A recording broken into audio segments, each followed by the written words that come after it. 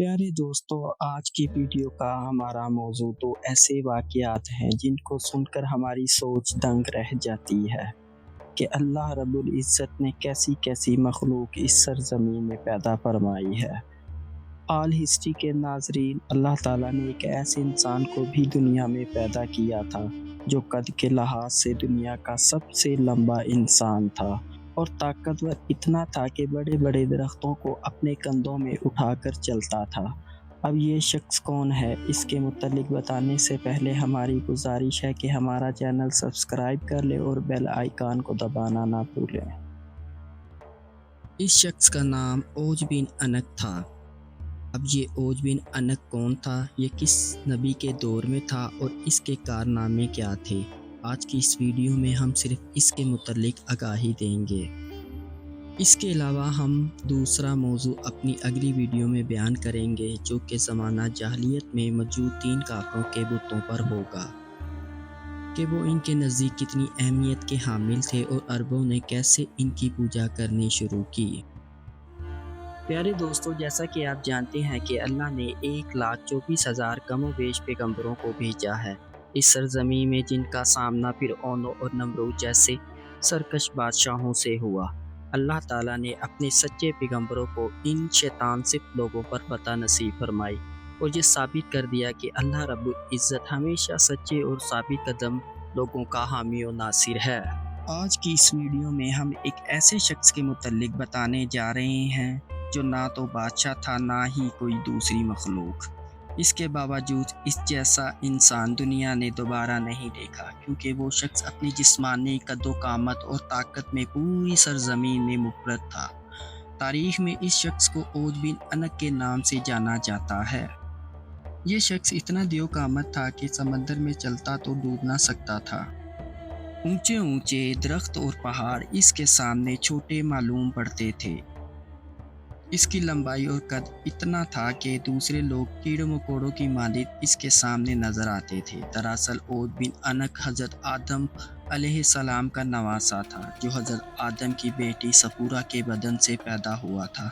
औज बिन अनक बचपन से ही अपने हम उम्र बच्चों से ज़्यादा दराज कद और मजबूत नज़र आता था और जब जवान हुआ तो इसकी लंबाई गैर मामूली बढ़ती चली गई। रवायतों के मुताबिक इसका कद 80 हाथ था।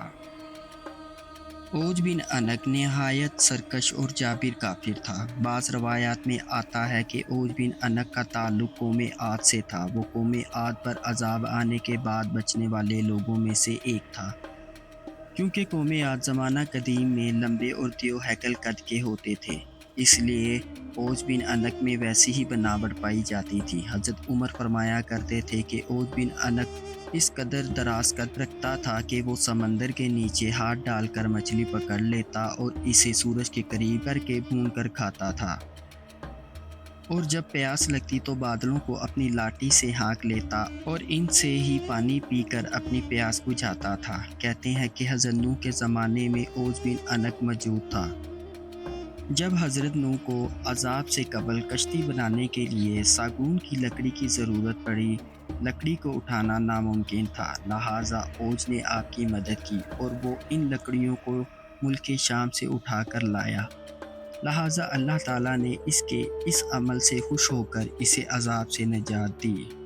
बाज़ मुफक्किरीन ने लिखा है कि औज हज़रत नूह अलैहिस्सलाम पर ईमान नहीं लाया था और आपकी कश्ती में सवार होने से इनकार कर दिया था, लेकिन इसके बावजूद वो इस अजाब से बच निकला था, क्योंकि तूफ़ान नूह में पानी इसके कमर तक आता था। लेकिन बाज़ उलमा ने इसकी सख्त तरदीद की है, क्योंकि कुरानी आयात के मुताबिक तूफ़ान नूह के बाद हज़रत नूह की कश्ती में सवार के अलावा कोई अहले ईमान ज़मीन पर जिंदा नहीं बच सका था। औज बिन अनक ने एक लंबी ज़िंदगी पाई, जो हज़रत आदम के ज़माने से लेकर हज़रत मूसा के दौर तक जिंदा रहा है, और हज़रत मूसा ने इस सरकश को कत्ल किया। प्यारे नाजरीन, वाक़या कुछ यूँ है, जब कौमे बनी इसराइल को फिरौनों से निजात मिली और फिरौन दरियाए नील में गर्क हो गया, तो अल्लाह ताला ने हज़रत मूसा से वादा किया था कि शाम की मुकद्दस सरजमीन कौम बनी इसराइल को दे दी जाएगी। اس وقت وہاں ظالم و جابر کنانی لوگ آباد تھے، لہٰذا اللہ تعالیٰ نے حکم دیا کہ جا کر ان لوگوں سے جنگ کرو اور انہیں وہاں سے نکال باہر کرو۔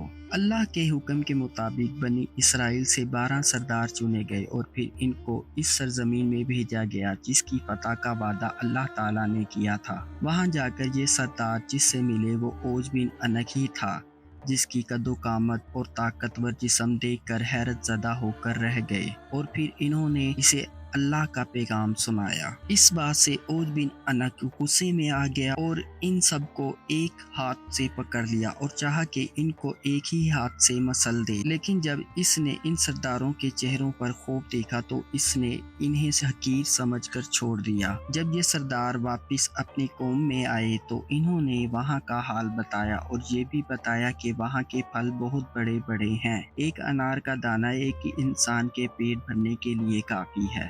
اس پر حضرت موسیٰ علیہ السلام نے ان کو ہدایت دی کہ تم قوم کے سامنے صرف وہاں کی سرزمین اور اناج کے متعلق بیان کرنا اور دشمن کی طاقت اور قوت کو بیان نہ کرنا۔ لیکن ان کی ہدایات پر صرف 2 سردار قائم رہ سکے، جن میں حضرت یوشع اور کالوت بن عطاتا شامل ہیں، لیکن باقی سرداروں نے ایسا نہ کیا۔ پھر قوم کا خوف دور کرنے آپ نے انہیں کہا کہ خدا نے مجھے فتح نصرت کی وعید دی ہے، تم لوگ مت گھبراؤ۔ خیر جب حضرت موسیٰ علیہ السلام کا سامنا اوج بن عنق سے ہوا تو اوج نے ان کو چوٹیوں کی مانند مسلنا چاہا اور کہا کہ تو وہی ہے اس قوم کا سردار جس نے فرعون کو دریائے نیل میں ڈبو دیا تھا، اور پھر اس نے حضرت موسیٰ علیہ السلام پر حملہ بول دیا۔ جواب میں حضرت موسیٰ علیہ السلام نے بھی اس پر حملہ کر دیا اور 10 گز اچھل کر اس کے ٹخنوں میں وار کیا۔ یہ ضرب اتنی کاری تھی کہ اوج پہاڑ نما نامی شخص وہاں ہی گر کر مر گیا اور پھر ملک شام کو فتح کر لیا گیا۔ آج کی ویڈیو میں بس یہاں تک۔ اگر ہماری انفارمیشن آپ کو اچھی لگی ہو تو اس ویڈیو کو لائک کرنا نہ بھولیں۔ خدا حافظ۔